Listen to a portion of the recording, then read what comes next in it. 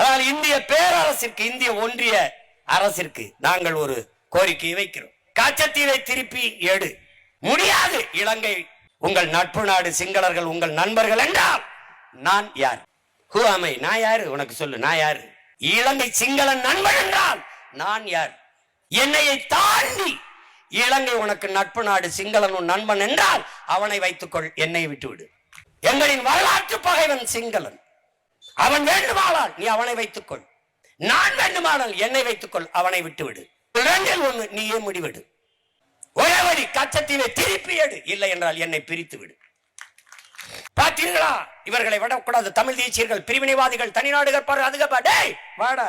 என் தாய் நிலத்தில் ஒரு பகுதியை சிங்களனுக்கு நீ தாரை வார்த்தது தவறு, கொடுமை, பிரித்து அதை எடுத்து என் நிலப்பரப்போடு சேரு என்று சொல்கிற நாங்கள் பிரிவினைவாதிகள், கொடுத்தது கொடுத்ததுதான் என்று சொல்கிற நீ தேசியவாதியா?